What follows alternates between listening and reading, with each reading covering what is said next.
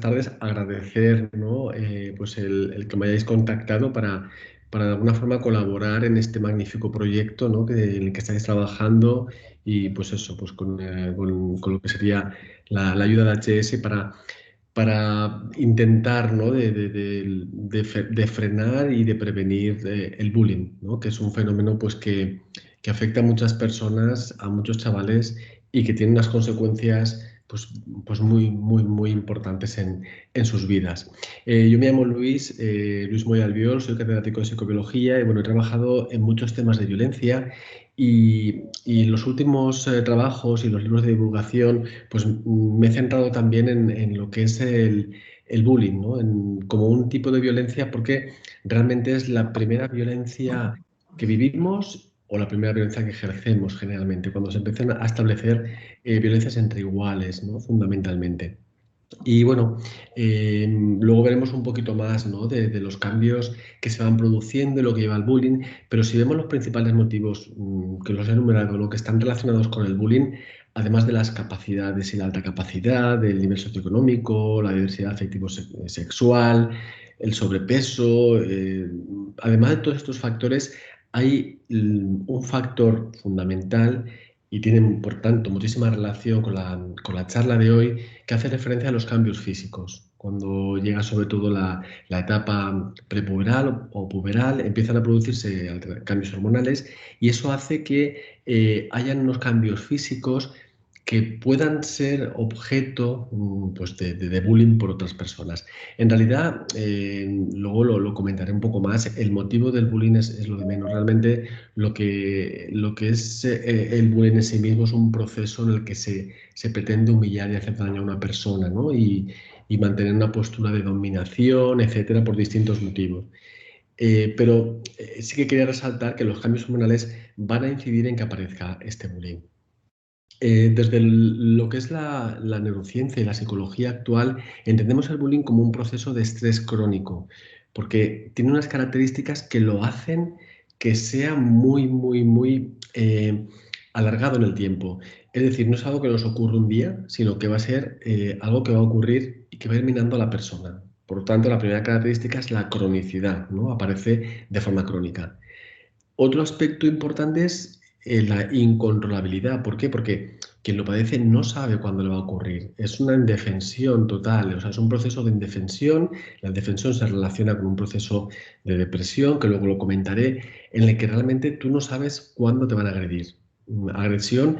Además, quiero también un poco comentar que casi siempre pensamos en quien comete bullying como un agresor físico que te empuja, pero hoy en día sabemos que no es así. ¿Por qué? Porque, bueno, se ha propagado muchísimo el ciberbullying, como tenéis aquí en la imagen, y realmente gran parte del bullying se establece a través de las redes sociales, de enviar imágenes, de difundir temores o rumores falsos, de fotografías que se comparten en situaciones comprometidas, con lo cual ha cambiado la formulación del bullying. Es mucho más extenso y puede estar en cualquier momento. Es, por tanto, un estresor social crónico, ¿vale? ¿Qué ocurre cuando tenemos un proceso de estrés? Cuando tenemos un proceso de estrés, lo primero que vivimos es una parte de reacción de alarma que se llama. Tenemos una reacción de alarma que empieza en la liberación de una sustancia que se llama catecolaminas. Las catecolaminas cerebrales, y bueno, tienen que ver con la adrenalina, etcétera, que si ese proceso sigue, que es lo que ocurre en el bullying, llegamos a una fase en la que se llama de resistencia y empezamos a liberar los corticoides como el cortisol. ¿Vale? Cuando podemos resolver esta segunda fase, pues nuestro organismo vuelve a su equilibrio, pero cuando no, ¿qué ocurre? Se produce un estado de agotamiento, que sería la tercera de las fases, ¿vale? Y esa fase es la que también está muy relacionada con todas las consecuencias que vamos a ver que tiene el bullying. ¿Qué ocurre cuando hay un estresor crónico? ¿Qué ocurre como cuando hay un bullying de forma crónica? Va a propiciar un estresor tanto físico como emocional y va a hacer que se produzca un desequilibrio. No voy a entrar mucho al detalle, pero grandes rasgos.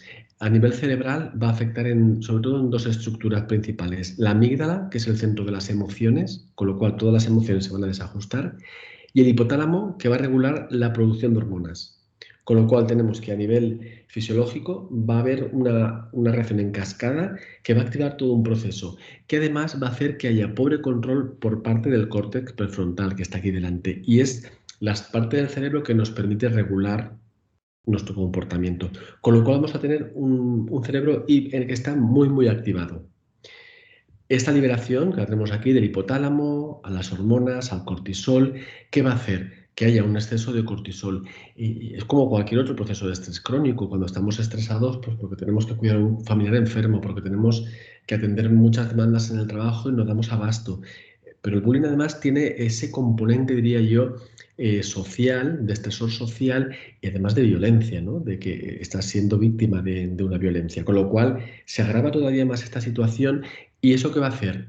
Primer punto, sistema inmune más débil, con lo cual más vulnerables a enfermedades. Segundo punto, afecta a nuestro cerebro, afecta a la memoria, porque el hipocampo, que es esta estructura de aquí, se va a ver dañada y como consecuencia de ello, la memoria se va a ver alterada, los procesos cognitivos se van a ver alterados. Y esto va a afectar, como veremos después, al rendimiento en la escuela. Y además también disminuyen las reservas de energía y propicia distintos problemas a nivel psicológico y a nivel emocional. Voy a comentar un poquito toda esta cascada que he dicho de reacciones en que se plasma, que es lo que nos interesa. ¿Qué es lo que vamos a observar cuando estemos trabajando con chavales? ¿Cómo podemos identificar que hay una posibilidad, ¿no?, de bullying o cómo no lo pueden plasmar los chavales? Primera idea, todos tenemos una predisposición biológica para ciertos trastornos. Cuando hay un proceso de estrés, ¿qué ocurre? Que esos trastornos se precipitan. Pueden ser fisiológicos o mentales. Tenemos para varios, o sea que todos podemos enfermar de distintas formas, pero hay personas con mayor vulnerabilidad a la depresión y otras a la ansiedad, por ejemplo.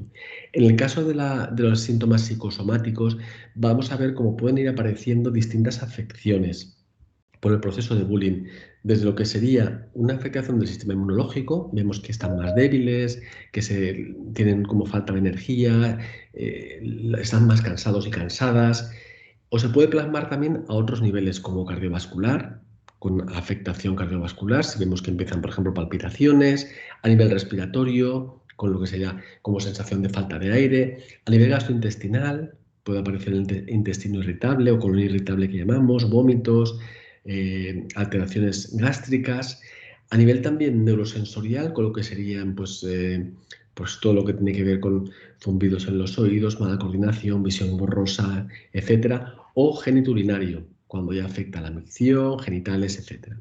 Todo esto a nivel fisiológico, pero además vamos a ver cómo hay cambios psicológicos. Y dentro de ellos voy a intentar enumerarlos, habría muchos más, pero voy a hacer un resumen, yo creo que de lo más importante. Una de las afecciones que puede ocurrir como consecuencia del bullying es que los chavales y los chicos y las chicas intenten como fijarse mucho o en exceso en su imagen corporal. Y esto puede llevar a distintos trastornos. Generalmente en chicas, algunos chicos también, pero es mucho más mayoritario en chicas, suelen aparecer trastornos de la conducta alimentaria, como anorexia y bulimia, con lo cual pueden entrar en un proceso todavía de enfermedad crónica mucho más duro, porque sabemos que la anorexia tiene una repercusión notable en su salud y pueden aparecer también, por ejemplo, en chicos vigorexia. La vigorexia es un trastorno, es similar a la anorexia, pero bueno, consiste en que básicamente intenta ganar fuerza física y masa muscular. Y por mucha que tengan, siempre se van a ver, como aparece aquí en la fotografía, como muy delgados, ¿no? Sin esa masa corporal. Además, la vigorexia suele ir acompañada del consumo de anabolizantes, que son unas sustancias de abuso, son testosterona exógena y tienen unas consecuencias muy nocivas para el organismo. Con lo cual, problemas de la imagen corporal, anorexia, bulimia, vigorexia y además también se está observando cómo el bullying puede precipitar que se entre en muchas operaciones estéticas. Es cierto que en el siglo XXI pues cada vez está más al alcance de todas las personas la medicina estética, pero en personas que padecen bullying puede estar distorsionado, es decir, pueden intentar buscar estas operaciones para paliar ese desajuste emocional que sienten por el daño que les propicia el bullying. Si, por ejemplo, el problema del bullying o aquello que lo ha propiciado son los cambios físicos y hormonales que han hecho pues que mi nariz sea de determinada forma, o mis ojos, cualquier parte de mi cuerpo, yo puedo empezar en un proceso de búsqueda de operación estética porque en el fondo pienso que cambiando esto voy a dejar de sufrir. ¿vale? Entonces se puede entrar en una cascada de una o más operaciones a muy corta edad. Otra de las consecuencias que hemos dicho, como afecta a lo que sería el rendimiento y afecta al intelecto y afecta a toda la capacidad de nuestro cerebro por el córtex prefrontal, el hipocampo que he mencionado, etcétera, por la memoria que también se ve afectada, es que hay dificultad. Realmente, primero hay desmotivación en los estudios porque generalmente se tiene miedo de ir a la escuela, pero además también hay dificultad. Hay una dificultad añadida y es que tu cerebro no está funcionando al 100%, ni mucho menos. Con lo cual entra en una espiral de fracaso escolar y esto además afecta a la autoestima, con lo cual al final, pues muchas veces no es que pueda haber abandono o no, pero sí que hay una importante pérdida del interés y del rendimiento. Otra de las consecuencias que puede producirse es el aislamiento social. El aislamiento social tiene que ver con que te cierras en ti mismo o en ti misma por esa timidez, ese miedo a mostrarte y bueno, y al final acabas en soledad.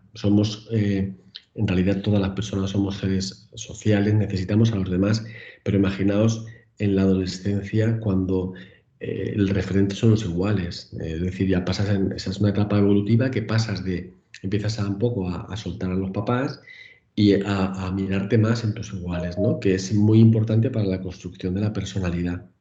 Con lo cual, es todavía más duro en esa etapa en la que necesitas a los demás.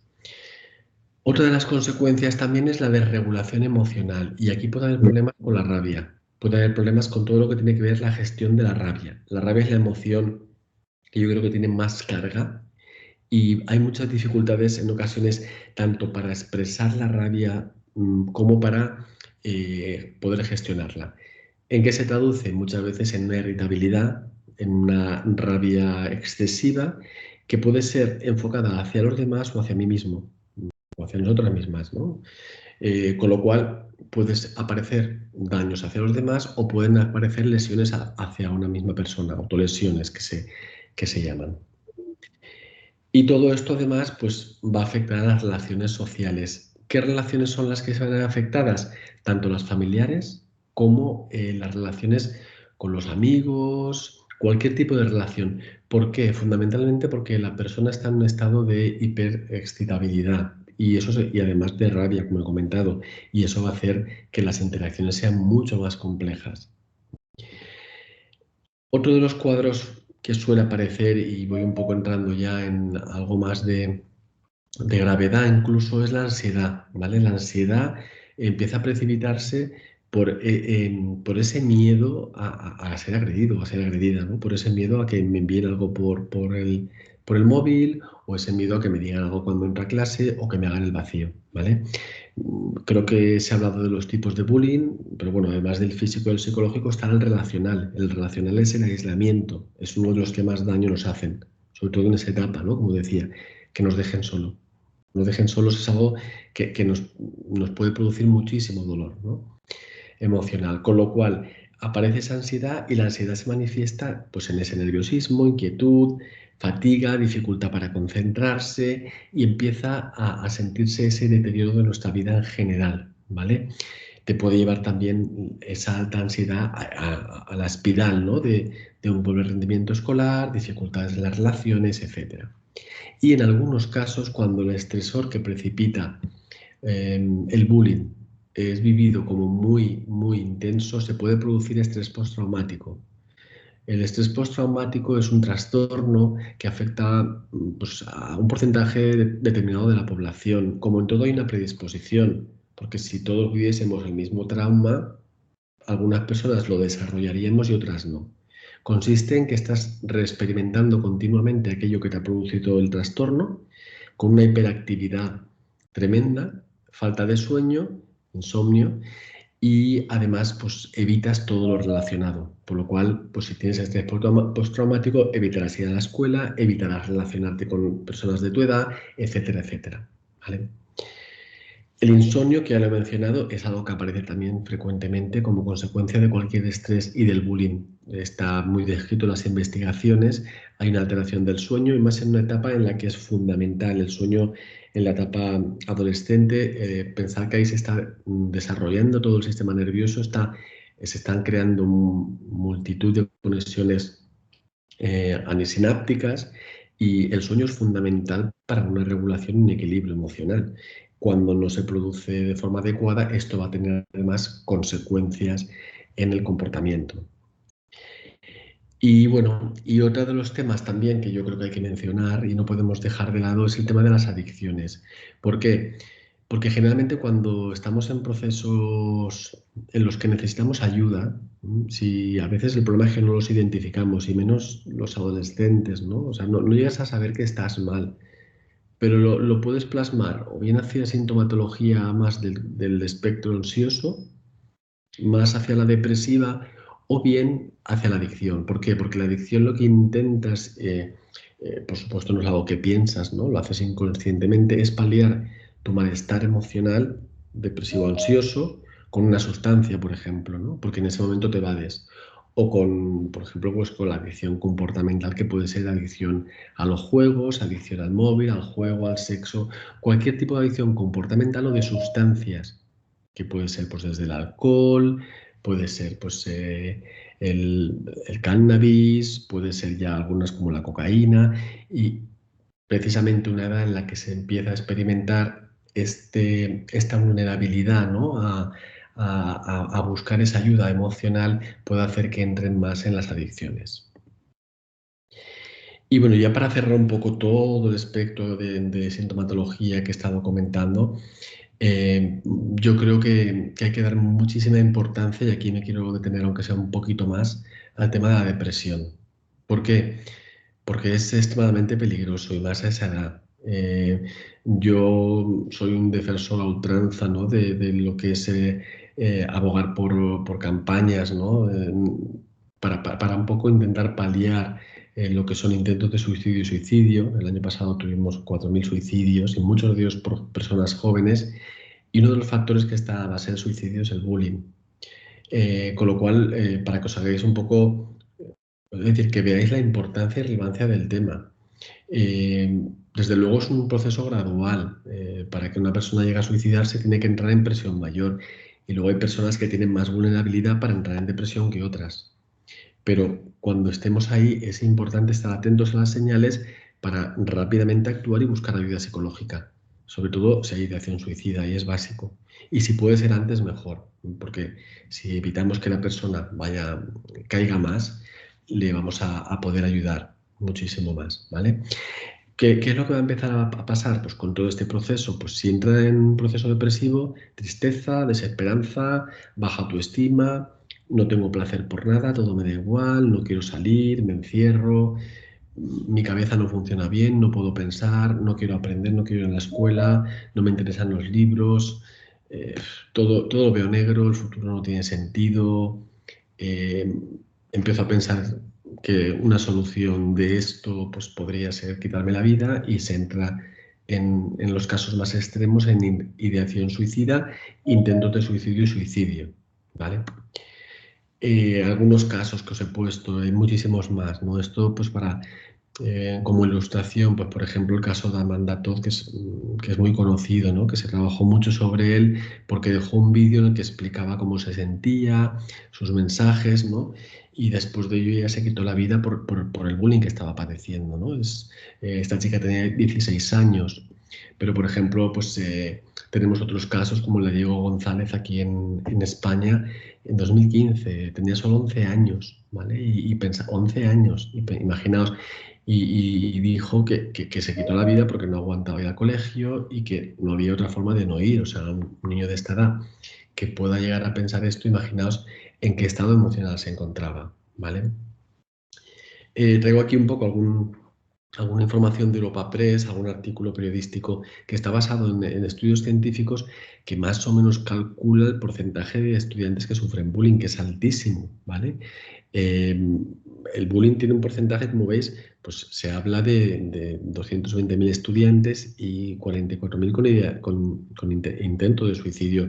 Esto, pues si lo pensamos, es tremendo, ¿no? Es cierto que además en el bullying sabemos que está el papel de quien agrede y de las personas que observan, pero no intervienen. Y ahí también hay que hacer un rol educativo tremendo. ¿Por qué? Porque, bueno, si ahora volvemos a la escuela, todos los que somos adultos, quizá hemos observado alguna vez cómo han hecho daño, cómo han hecho bullying y no hemos actuado. ¿Por qué? Pues por miedo a que nos toque a nosotros, por seguir al líder. Hay muchas motivaciones, pero todo esto pasa por una educación importante para que se pare. Y bueno, pues importante y para cerrar un poco ya y dar paso a mi compañero, eh, más o menos que os hagáis una idea que las personas que son víctimas de bullying, de acoso escolar, tienen como un 2,23, se calcula, veces más riesgo de tener ideación suicida, ¿no? Con lo cual yo creo que es algo fundamental. Y así pues lo recojo en mi último libro, ¿no? Que es Necesito ayuda psicológica, en el que hablo un poco de cuándo reconocemos si estamos mal o no estamos mal y cómo buscar ayuda. Y ahí hablo como el bullying es uno de los factores que puede hacer, sobre todo en población infanto-juvenil, que necesiten esa búsqueda de ayuda. Para cerrar y dar paso a mi compañero, como decía, algo en lo que yo estoy un poco trabajando en la prevención, es decir, identificación de bullying, sí, pero cómo prevenirlo, ¿no? Y aquí es donde he escrito uno de mis libros, que es Educar en la empatía, el antídoto contra el bullying. Y bueno, como voy a hacer otra charla sobre ello, lo dejaré para el próximo día, pero sí que os quiero dar algunos tips de cuán importante es una educación en empatía, porque la empatía es la antecámara de la violencia. Entonces, si educamos en empatía, vamos a conseguir que disminuya muchísimo el bullying, incluso se pueda erradicar en algunos grupos. Y yo creo que sería pues lo que tendríamos que trabajar en un presente y en un futuro próximo. Y bueno, y doy paso ahora a mi compañero para que va a explicar lo que sería la parte de los cambios hormonales que se producen en la adolescencia.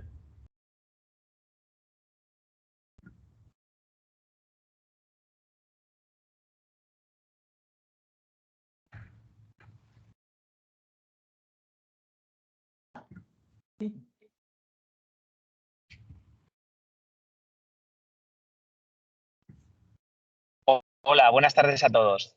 Disculpadme en primer lugar, he tenido problemas de conexión. ¿Ahora me escucháis bien? Sí, se te oye bien. Perfecto. Bueno, pues nada, después de la magnífica charla de Luis, yo os quería hablar un poco de los cambios hormonales en la adolescencia. Es una introducción de por qué esos cambios hormonales pueden suponer un motivo de bullying y cómo podemos prevenir educando. Primero sabiendo qué cambios hormonales, pues va a ser muy breve, es decir, qué cambios son los típicos y luego qué patologías se suelen producir dentro de esos cambios hormonales y cómo eso puede influir en que se produzca este bullying. Entonces, primero hay que diferenciar por qué se produce la adolescencia, lo vemos en la siguiente diapositiva, y se produce por una liberación hormonal al final de el hipotálamo, la hipófisis, sabéis que esto es un continuo, que lo que hace es ese freno que se tiene durante la niñez y que se revela en ese cambio hasta la adultez, se libera ese freno y entonces empiezan a actuar las hormonas. Esto yo creo que todo el mundo lo sabemos, es los adolescentes están llenos de hormonas. Pues sí, que es verdad, están llenos de esas hormonas, concretamente masculinas en el caso de la testosterona y estrógenos y progesterona en caso femenino, aunque todas están en todos, ¿vale? Entonces ese batiburrillo de hormonas y ese cambio importante que se produce, pues tiene como consecuencia una serie de caracteres y una serie de cambios, motivos de los cuales algunos se puede producir este bullying.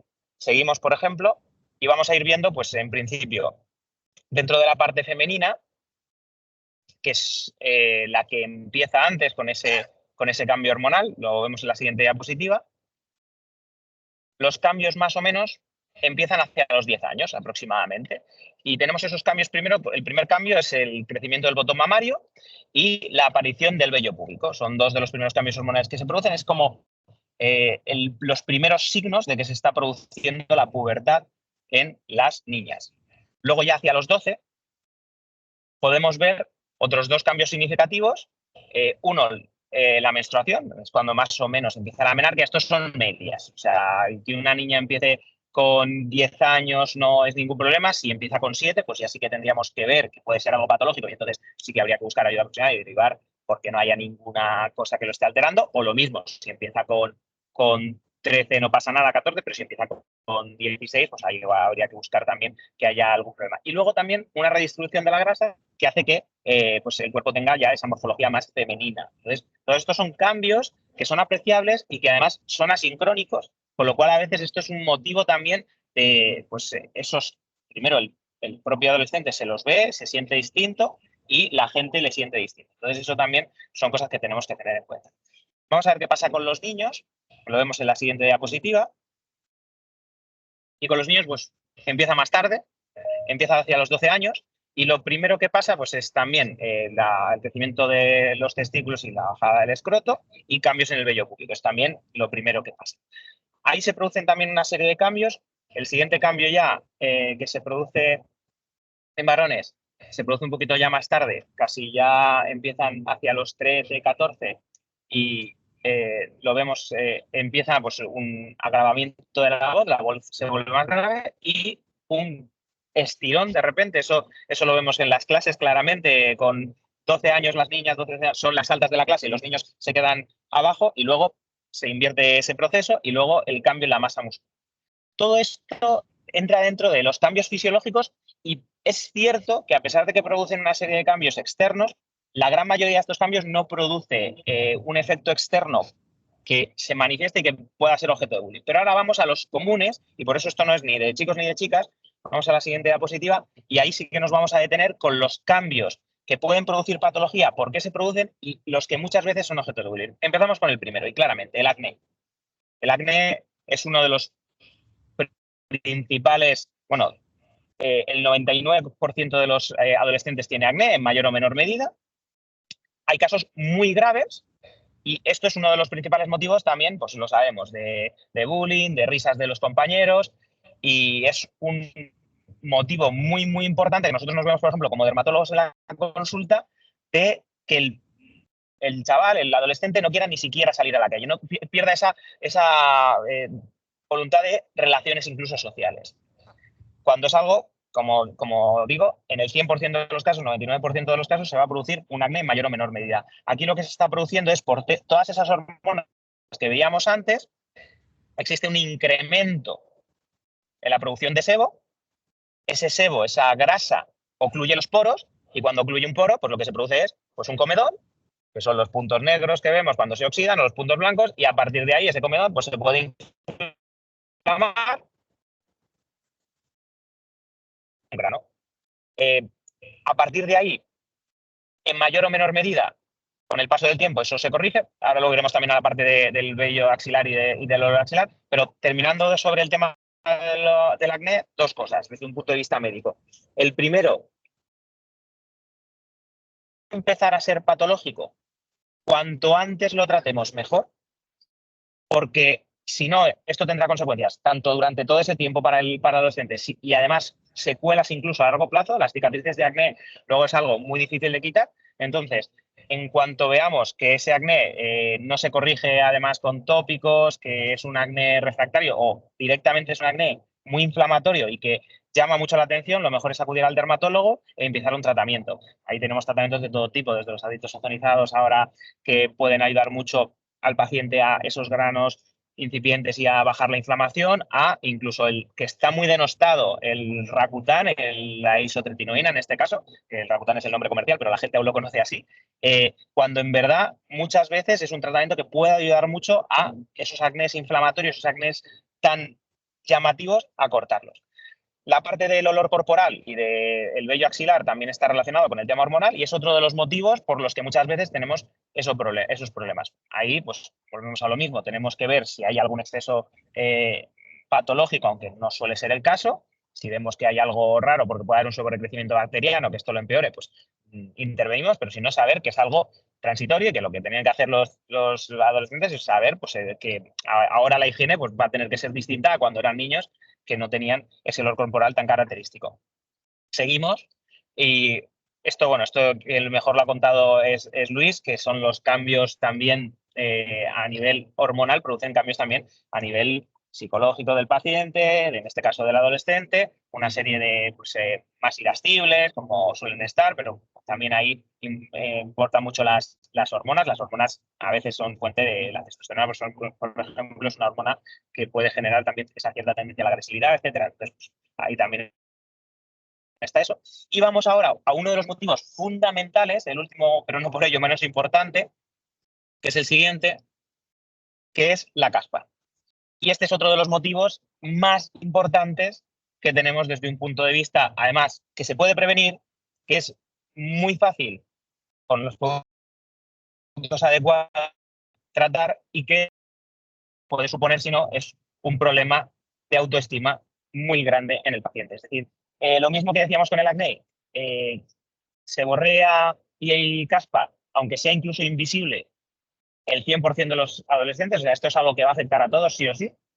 Hay algunos casos en los que, como es mucho más agresiva, pasa o es un poco parecido a la fisiopatología del acné. Es decir, aquí hay un exceso de grasa por el tema de las hormonas. Ese exceso de grasa, en este caso, puede predisponer o bien colonización de hongos, malacesia, etcétera, y a una inflamación y dermatitis seborreica, con lo cual, pues una caspa muchísimo más abundante, o en general simplemente, pues eso, a esa obstrucción del folículo, a ese exceso de caspa, que puede ser visible o invisible. En este caso, pues, con testados dermatológicamente, pues, puede ser, por ejemplo, los champús de H&S, y todo este tipo de productos, al final lo que conseguimos es cortar ese ciclo, volver a una regulación del sebo y evitar esos signos visibles que muchas veces son fuente de eso, pues de pelo graso que tienen los adolescentes y que enseguida, bueno, pues también es un motivo de, pues en las chaquetas, la caspa que se suele quedar en los hombros, es un motivo también de mofa, de burla, y que es perfectamente evitable.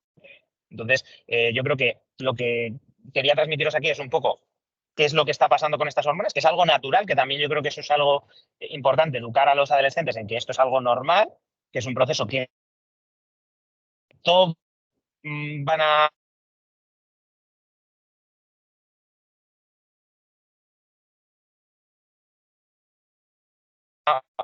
vivir lo que es llegar a, perdón, llega parte de lo que es llegar a la adultez y que lo que tienen que buscar es simplemente pues, el consejo ayuda, pero normalizarlo. Es decir, esto no es la tecnología, pero es algo normal, como veíamos los datos, hasta el 100 de los pacientes van a pasar por este tránsito y pues simplemente tienen que aceptarlo y verlo como algo dentro de su proceso de adolescencia. Y nada más, esto es un poco lo que os quería contar sobre estos temas. Cualquier duda, cualquier cosa, estoy a vuestra disposición. Estamos aquí para las preguntas.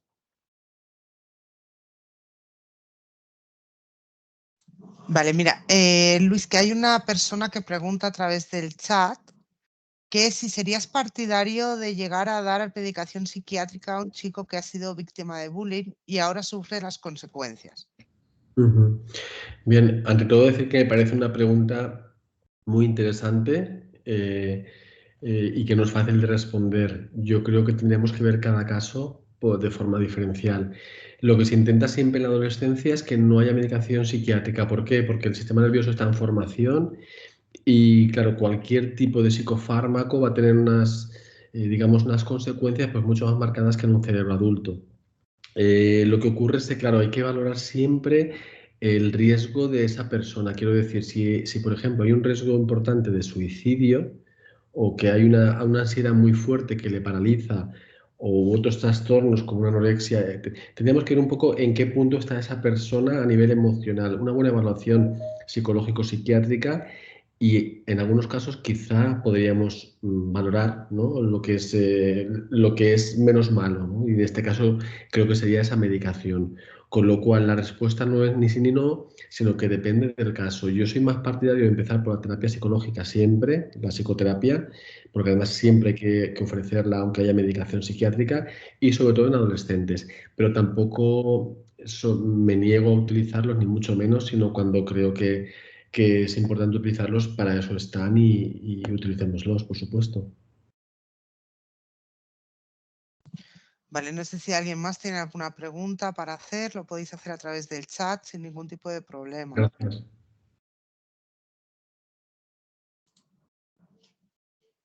Vale, Ana Isabel da las gracias por responder a la pregunta. Muchas gracias.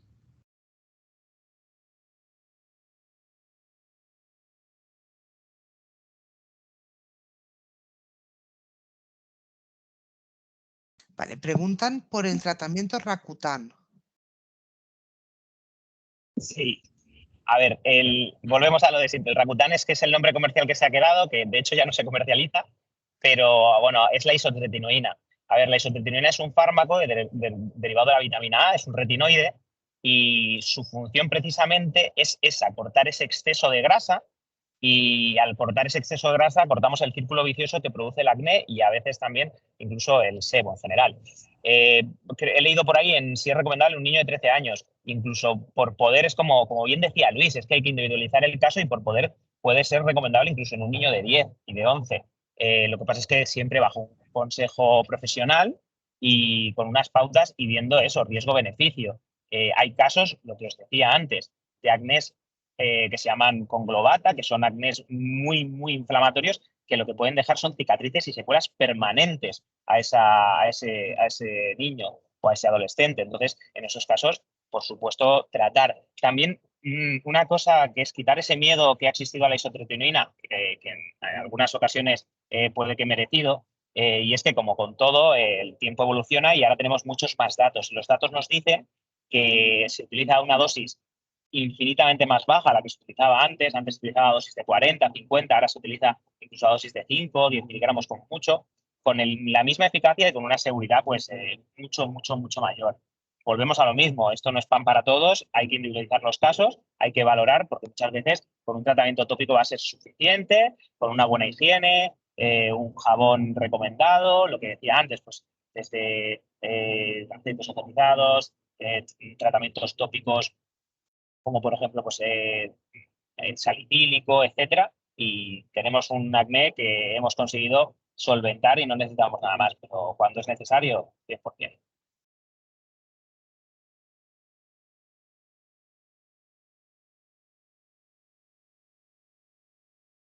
Vale, preguntan que cuál es la mejor manera de acompañar a la recuperación de un adolescente que ha padecido bullying desde la familia, qué sería primordial, qué se debería hacer y lo que no.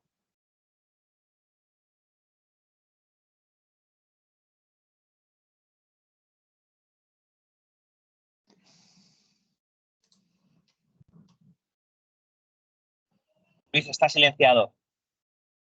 Sí. De acuerdo, disculpad, sí, que lo he silenciado porque estaba hablando Juan José para que no se me oyese. Bien, bueno, me parece una pregunta también súper interesante. ¿Qué podemos hacer, ¿no? ¿Cómo podemos acompañar?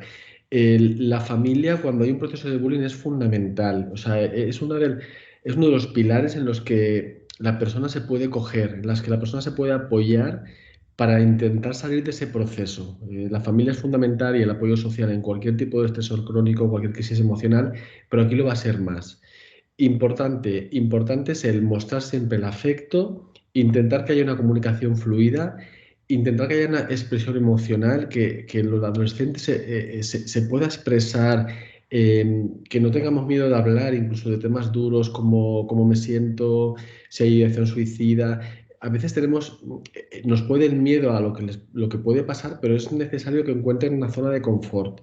Y la zona de confort suele ser precisamente en casa, cuando hay una relación fluida, de confianza, muchas veces es la tabla de salvación, porque si esto no existe y en la escuela lo que te encuentras es pues una situación de violencia y que además te puede llevar al aislamiento, porque muchas veces hay personas que te van a dejar por el miedo a que les pase algo, lo que estábamos hablando antes, pues es fundamental. Por lo tanto, primera parte de acompañamiento emocional, estamos aquí, es tu punto de referencia, estamos siempre, te apoyamos, vamos a salir de esta juntos y buscar la vía.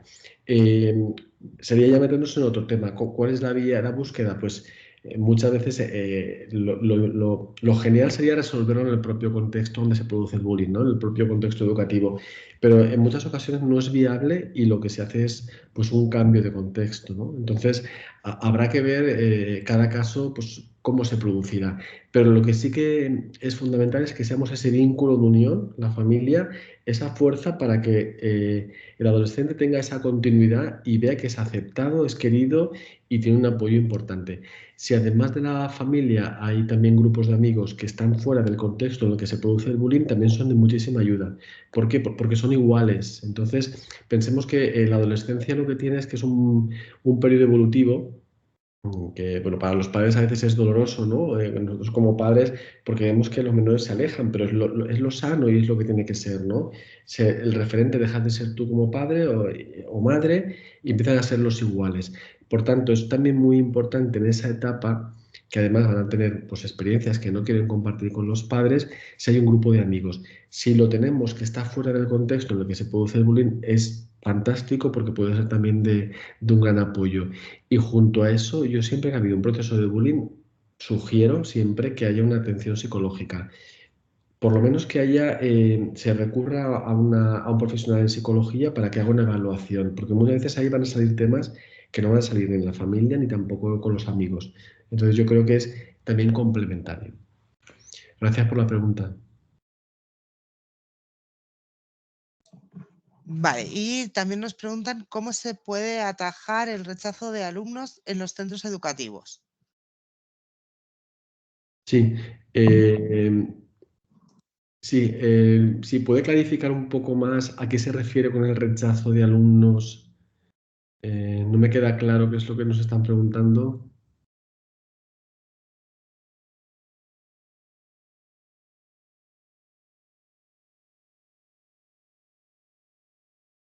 ¿Sí? Vale, no, a ver, O el rechazo de alumnos no será vale, aceptado. no incluirlo en el patio o fuera del centro en actividades. Vale, ¿te refieres por parte del profesorado? ¿Qué podemos hacer, ¿no? Como profesorado. Vale, ahí entiendo yo que... vale, ok, gracias. Bien, sí, ahí también lo que es el papel del profesorado, maestras, maestros, profesores, es fundamental. ¿Por qué? Porque vamos a ser un poco el vínculo, ¿no? Que nos va a permitir el poder integrar a la persona.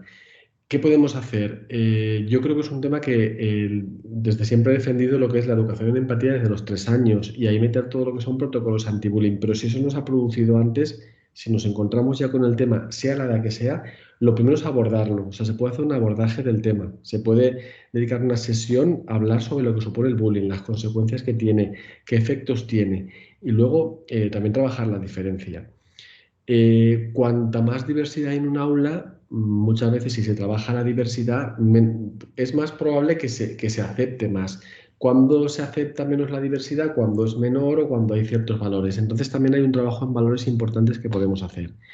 En cuanto a la aceptación, sí, sí que podemos hacer como profesores el trabajar el tema. Si hay por ejemplo, pues el caso de alguien que ha sido aislado o que se le ha dejado de lado, a lo mejor no trabajarlo directamente con nombres y apellidos por lo que esto puede ser, pero sí hablarlo en general.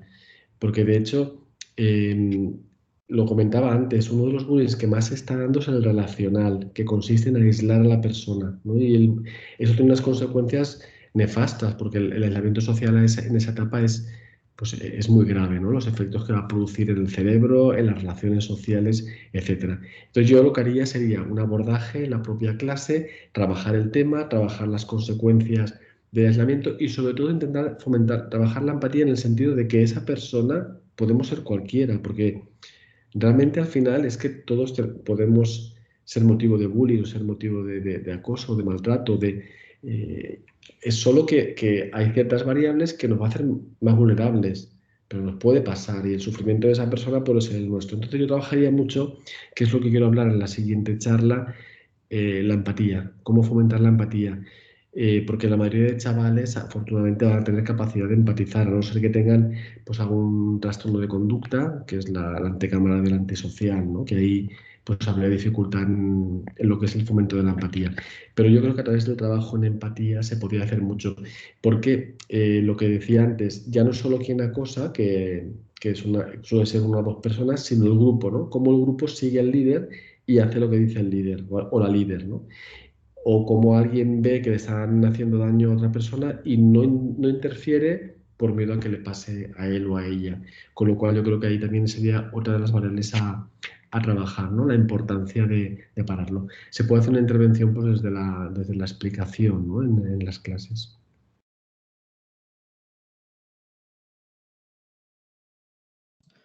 Vale, pregunta que si ofrecéis charlas en los centros. Si ofrecemos charlas en los centros. Bueno, yo en principio es que yo soy profesor en la universidad y hago muchas charlas y conferencias en distintos ámbitos. En algunas sí que he hecho, pero bueno, depende un poco pues, de la propuesta, dónde está, etcétera, etcétera. Eh, no sé, lo digo por si tienes algún interés más particular, pues me lo puedes preguntar. Imagino que a Juanjo también, no sé, él dirá ahora. Sí, nosotros desde la academia, yo estoy en la Academia Española de Dermatología y Venenología, de hecho estoy en la Junta Directiva, y Mm, nosotros sí que ofrecemos charlas, por ejemplo, también de otros temas, fotoprotección en centros. Tenemos mm, la Fundación Piel Sana, que es de la Academia de Dermatología, y sí que ofrecemos nuevamente charlas en centros, poniéndose en contacto con la Academia Española de Dermatología y Venenología a través de nuestra fundación en temas que interesen, damos charlas. Este, por ejemplo, es un tema muy interesante. O sea, mm.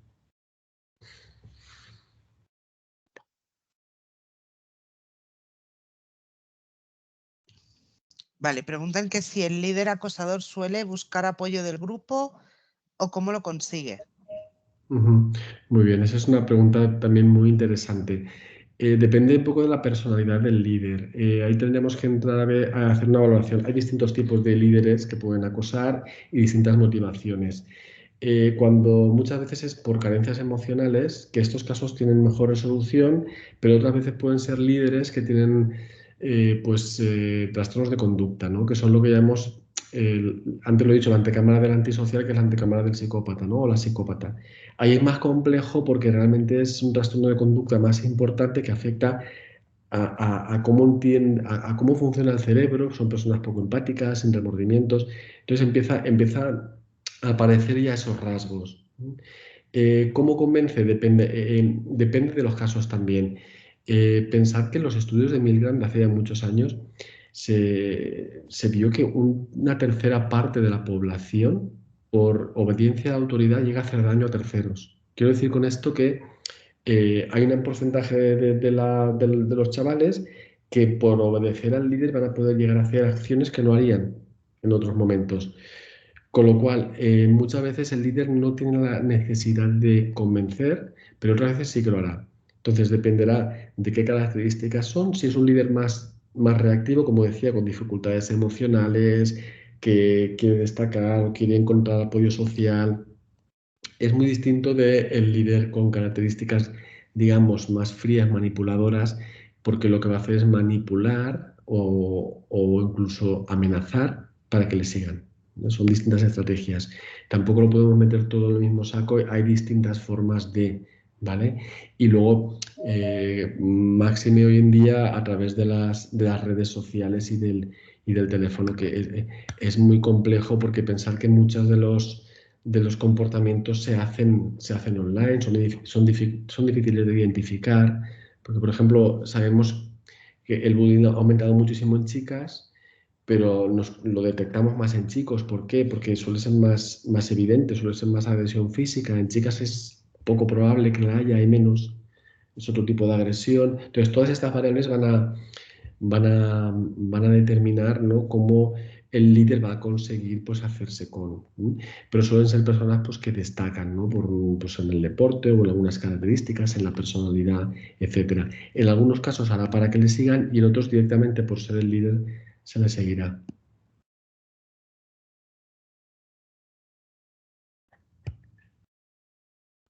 Bien, en principio, esto lo que luego nos encontramos en los puestos de trabajo, ¿eh? No olvidéis que las formas de relacionarnos en el colegio es lo que luego encontramos en el mundo laboral. Y igual que alguien sufre bullying, luego puede sufrir mobbing.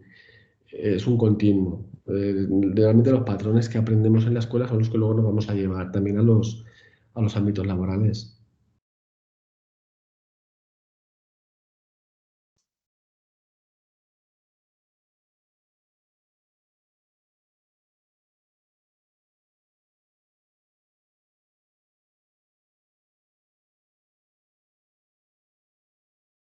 No sé si hay más preguntas, alguna otra cuestión.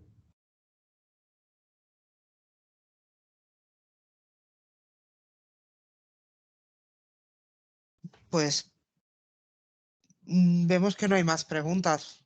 Ujú.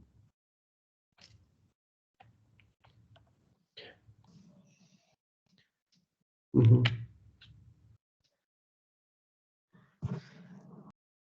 Bueno, yo De me- todas maneras, sí, perdonad Mm. que me cuelo. Esta charla la podréis, para los que habéis llegado un poquito tarde, esta charla la podéis encontrar grabada en la plataforma Actúa con Cabeza, que es la iniciativa de Stop Bullying DHS de este año.